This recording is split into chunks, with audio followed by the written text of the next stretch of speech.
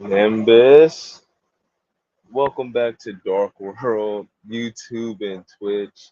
It's your boy KDZ bringing you guys another market watch. Again, guys, the reason why we do these videos is because we love talking about trading card games. We have a huge passion for trading card games, and we want to continue to build a community that has that same love and passion for trading card games as we do, and exploring all those gorgeous lure windows. And with that, let's get into it. Of course, yesterday we left off on Mystic Fighters. I mean, I really don't even know where to start, honestly. We can continue with our regularly scheduled programming, going through the last of their kind, an extinct species, the deck building sets that had super rares and secret rares, last of their kind. Now deck building sets have extra rarity galore, and it's not all foil.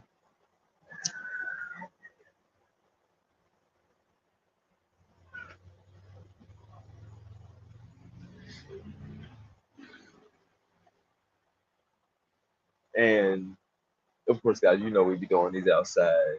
So, you're going to get those live interactions, those live sounds. Of course, guys, I'm taking all feedback. Explain to me, let me know, help me know how we can improve. I really like doing these outside. It's so nice. It feels so right. But like I said, that doesn't mean we're subject to the elements. Like if there's rain, like it rained today, thankfully it stopped raining.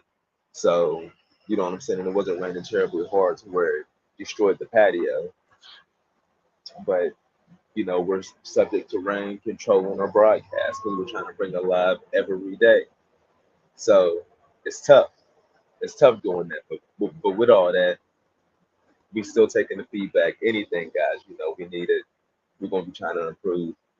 But like I said, continuing with our regularly scheduled programming, we were working on the Mystic Fighters and we were exploring the last of a dying, well, an extinct species now. Deck building sets with super rares and secret rares in them. I believe after Mystic Fighters, let's go ahead and take a look here. What do we have after Mystic Fighters? The Math Max. After Mystic Fighters, we had the last of its kind, which Konami did pretty good. It was interesting though because when this set dropped, something in the world happened, and it affected its place in legacy, if you will, because Emancipator was coming down the pipe, and people already knew this was a true tier one deck. I mean, ridiculous combos, guys. Amazing, especially when you throw block. This is the deck that got Block Dragon banned. It was too much playing through any interruption. Like you can't have Block Dragon no more. He can't even be in the game. If you're gonna have Block Dragon in the game, even at one, you probably gonna have to ban Emancipator cards. But Konami went the other route. They said instead of hitting the deck, we're gonna hit the card. And it also debuted Eldritch, which also had a huge dominance in the metagame for 2020 to at least 22. Eldritch was a staple deck. It was the staple trap deck, the Golden Lord. And as you can see, even with his double gold rare, premium gold rare reprint, the Golden Lord is still $25. And the only reason he started to go down is because I'm pretty sure he's in that rarity collection, the 25th anniversary. I think he is. Because I feel like when he got announced for that, he started dropping significantly. But this was a $50 card still because of the dominance that he had that lasted through the pandemic. Like I said, at Emancipator, we never got to see them at full power at like a true ICS because the pandemic happened, everything was paused, and then Konami had to do a pivot and try to still bring content, so they did the remote booths. But that didn't come until later on in the year, and I'm not sure if Block Dragon was available during like remote dual YCS or anything like that. But if it wasn't, that just shows how fast, even without actually playing the game because of the pandemic, Konami was like, no, we're not even. We let y'all test with it, and that's it. It's gone. Block Dragon is done. Well, let's reverse engineer this. Let's bring up the Golden Lord.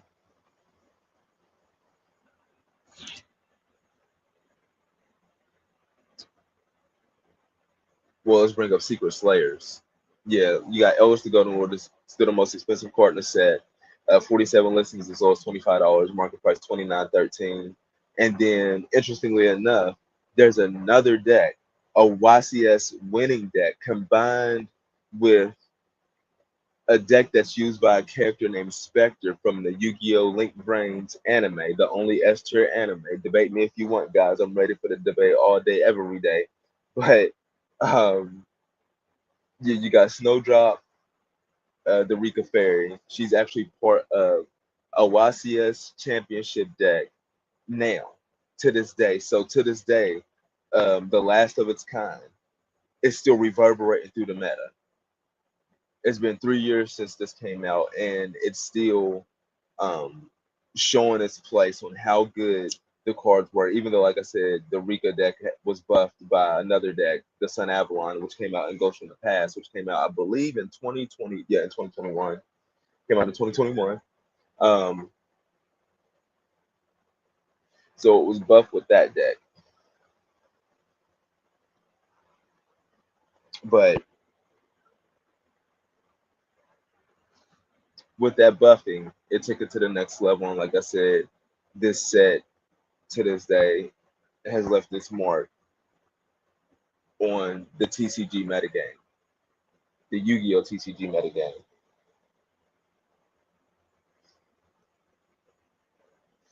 And at one point, before researcher got her reprint, she's now sitting at 37 listings as low as 620, market price 12.94. She was like a $60, $50 card. Eldritch was like a $90 card. I feel like Emancipator Researcher would have been higher in value if people weren't scared of the ban list. Like I just felt like they were so scared that the card was going to get banned. They didn't even feel like they just felt like the price was inflated, even though it never got hit. Block Dragon got hit, which significantly hurt it. But you can still play at Emancipator to this day and still get W's if you know what you're doing, because it's still a really powerful combo deck. But that's what they look like they gave us. They gave us a combo deck and at Emancipator with an amazing ceiling, a control deck with Eldritch, an amazing ceiling, and a mid-range deck with Rika, which has an amazing ceiling.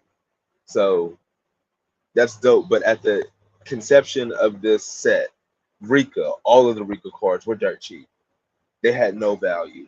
So if you got in on the Rikas when they were dirt cheap, you won big time. If you placed your bets then, your bets paid off.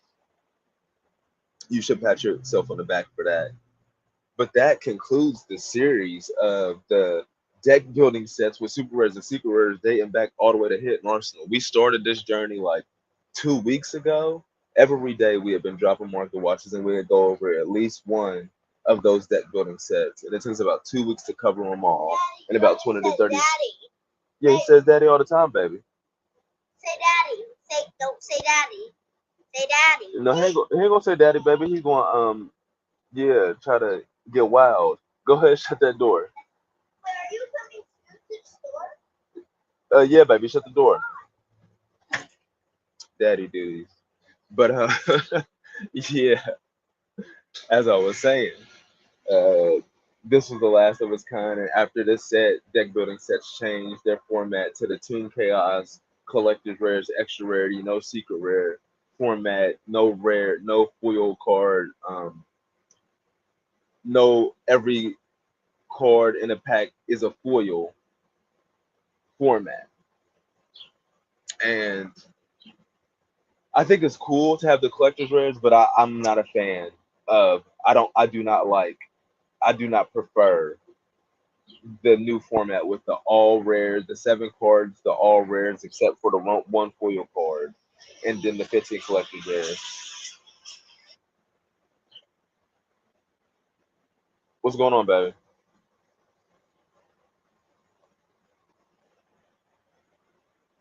I'm coming, baby.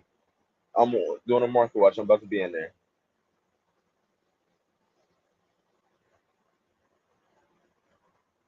Daddy duties. Again. Like I was saying,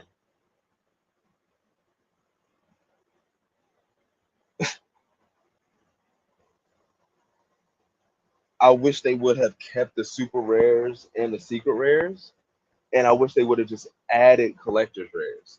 Like they could have just kept the same format and just added collector's rares, and then these sets would have hit every time.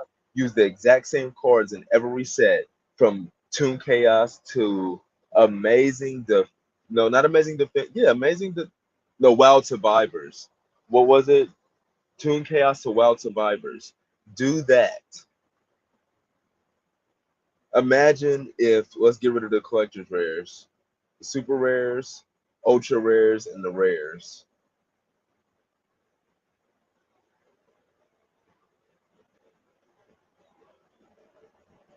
Now imagine if all of these cards came in either super rare or secret rare,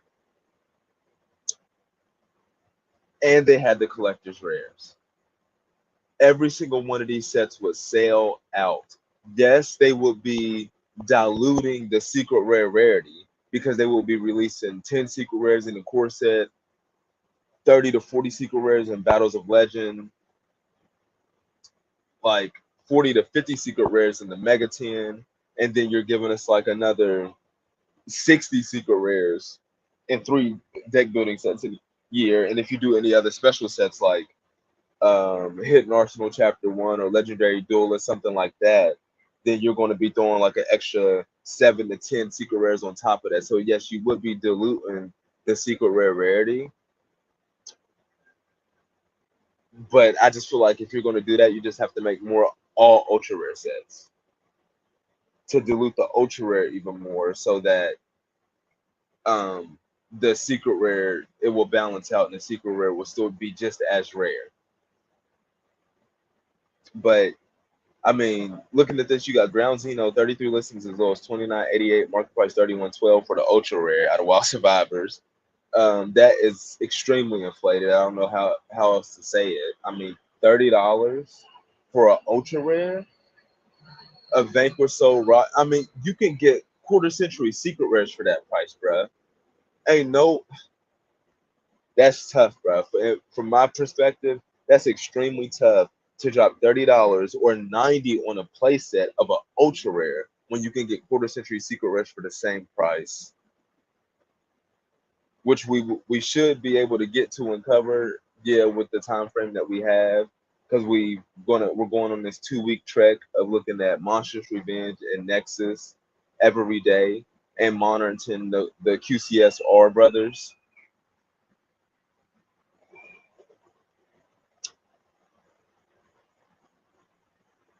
The unprecedented releases of those two sets back to back. But then you got Vanquish Soul Rising, a card that you want to run 3 of. 92 listings as low as 15.96, market price 16.53. 45 $50 for a playset of another ultra rare.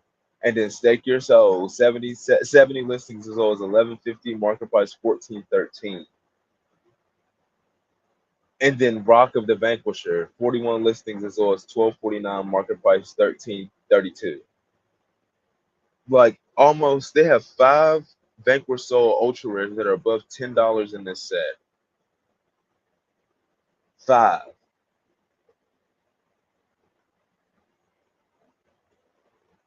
Now, if these were secret rares, I would feel better paying these prices.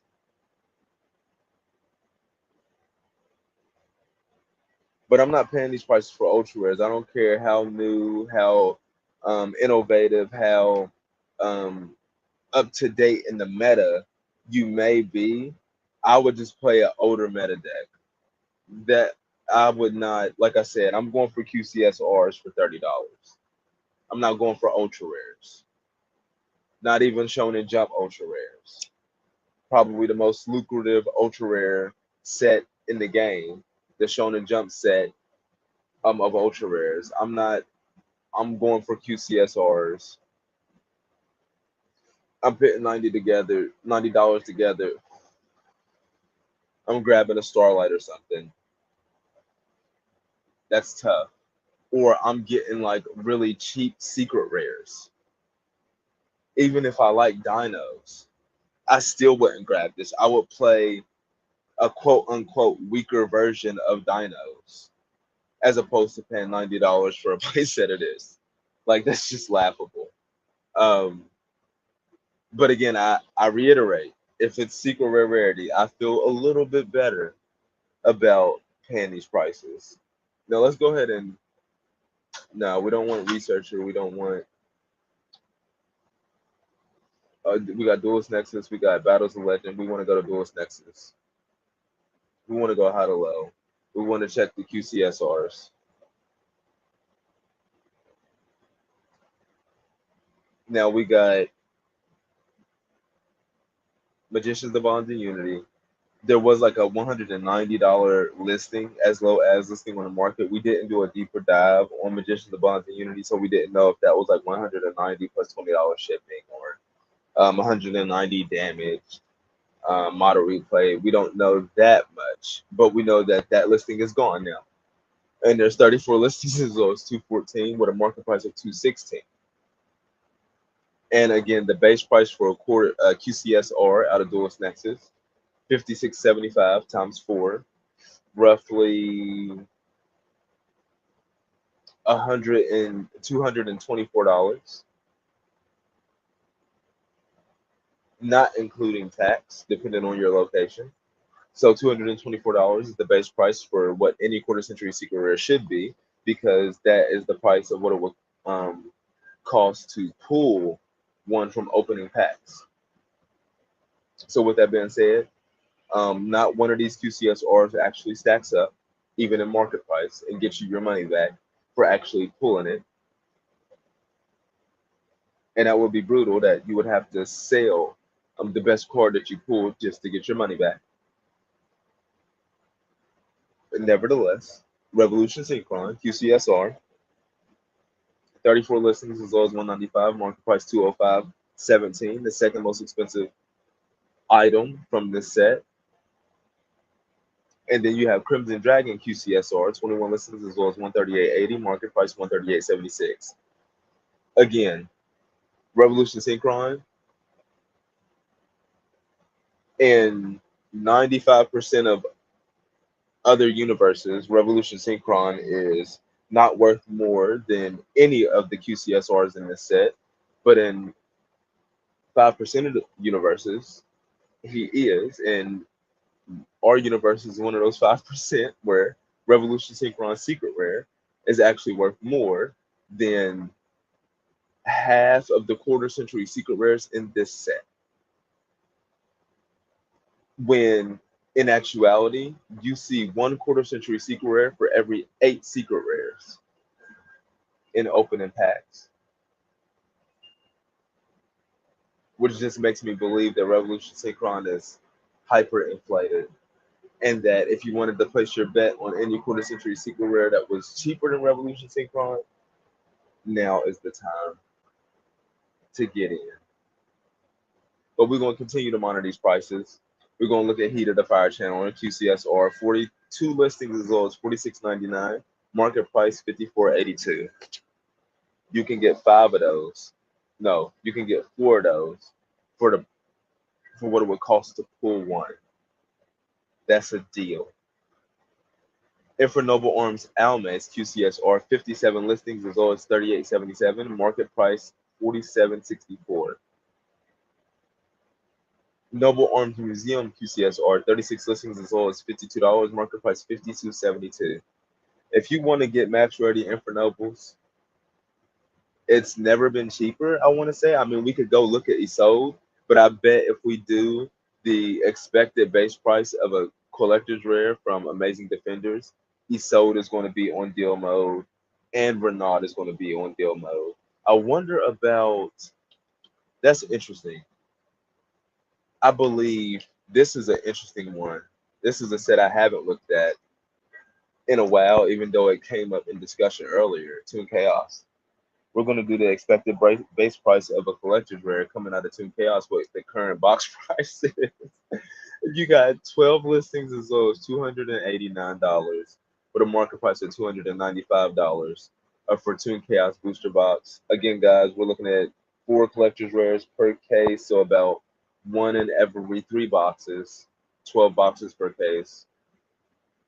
So it would take you about 3 boxes to pull one collector's rare from Toon Chaos. So the expected base price of a collector's rare in Toon Chaos right now should be around like 600. No, no, no, no, no, no. I take that back. You got market price 295.55. So 3 of those is $900. So the base price should be $900. So if the base price for a collector's rare, first edition, to be $900, hold on. Because then these are on greater than deal mode, guys. These are on, because to pull these now, you would have to like to pull it, actually pull it. You would have to dump a ridiculous amount of dough. We're talking about buying stocks with a stack. We're talking about buying dividend stocks and getting regular returns every month. And again, guys, this is not a financial advisor channel. I'm not a financial advisor. This is not financial advice. I'm just telling you how I look at the TCG market. Nevertheless, I don't. There he go. Immortal Phoenix Gear Free. It seems like he's been targeted, but even with the target, if people think that, well, hold on, let me go look at Cast Emperor Dragon. I like this card. Let me look at first edition. 102. You can get 9 of these. You can get 9 of these for the price of what it would cost to pull one collector's rare from Toon Chaos right now. That is Uber deal mode, guys. Uber deal mode. And then you got, and see, that's what I'm saying. Why would I pay $90 for Ground Zeno when I could come back to Toon Chaos? I mean, yes, come back to Toon Chaos and buy Chaos Emperor Dragon for $10 more. Collector's Rare First Edition. Like, I'll just play an older version of Dinos. A quote unquote, like I said, less powerful version. Immortal Phoenix Gear Free, first editions, 6 copies on the market. It's $106. So it's still effectively a deal. Even this $120 one is a deal. Like you're not pulling this card for $900. It's not happening. But you can easily buy it for 100. Easily.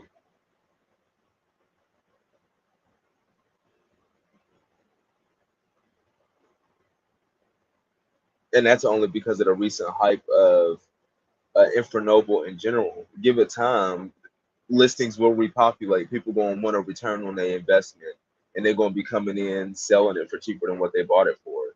So, especially when that 25th anniversary drops, because people are going to be wanting to create space, they're going to be wanting to generate capital to go in on that set. That is an inevitability.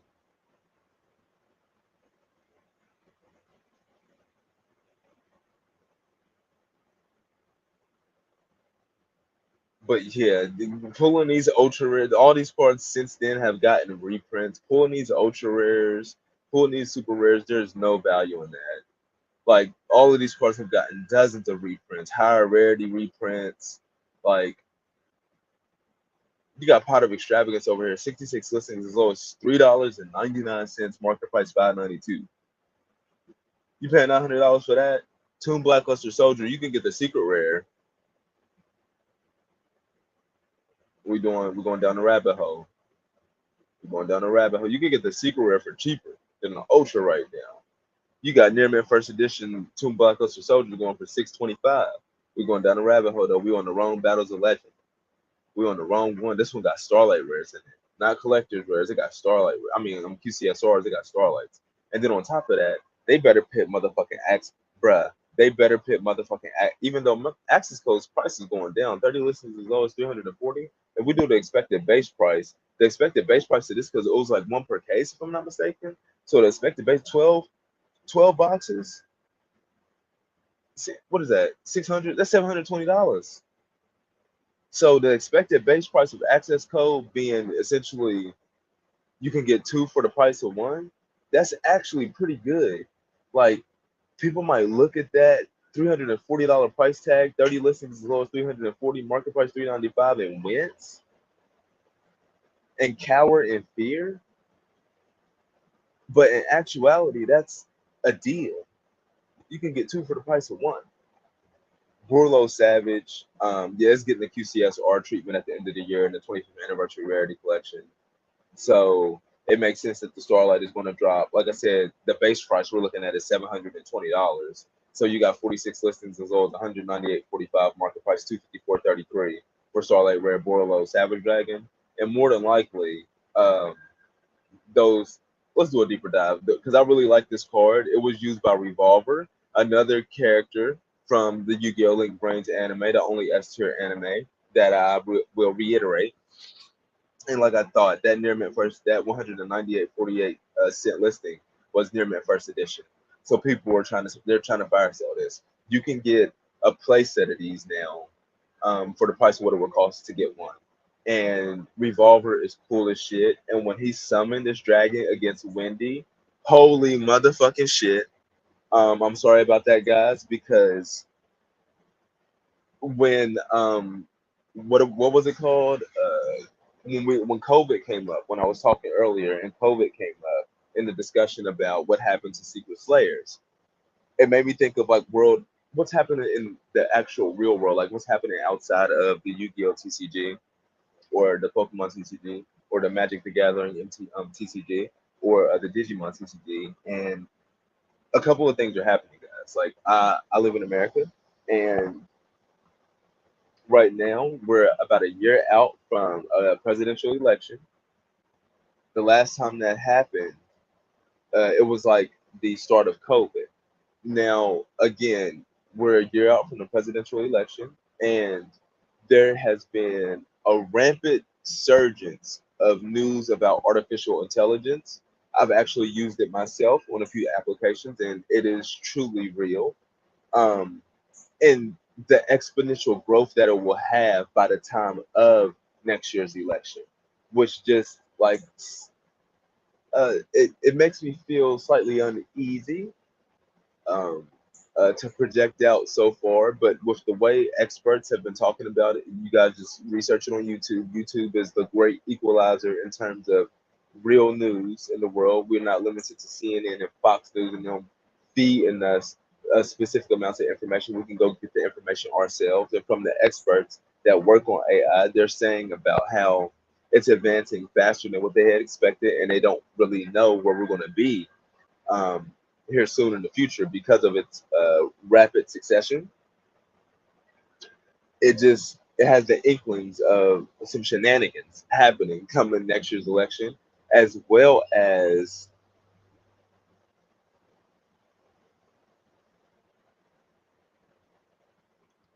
there were just like some other things happening. And just when I thought about Warlord Savage Dragon, Revolver summoned this monster when he was battling against an artificial intelligence in the Yu-Gi-Oh! Link Brains anime. Like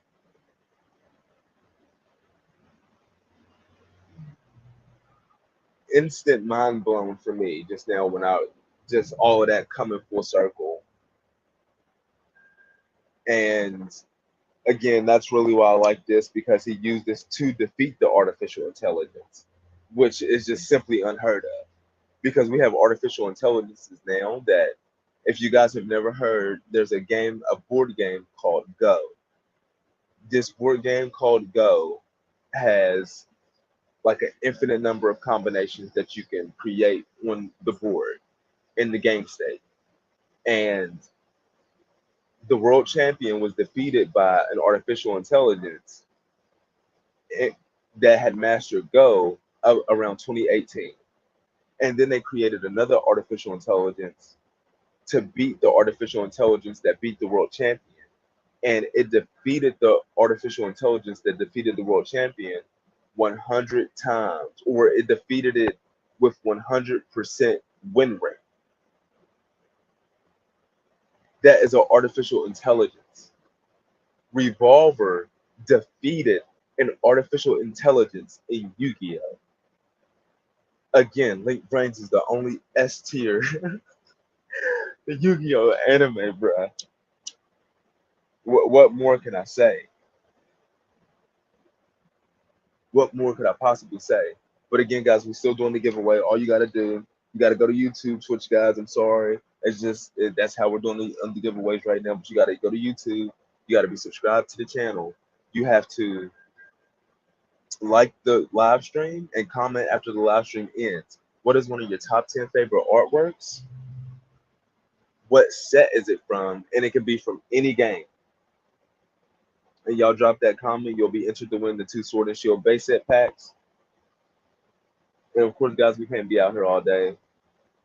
Then, Biz, we got to be getting up out of here. Are we in there? Are we in there? Yeah, we in there.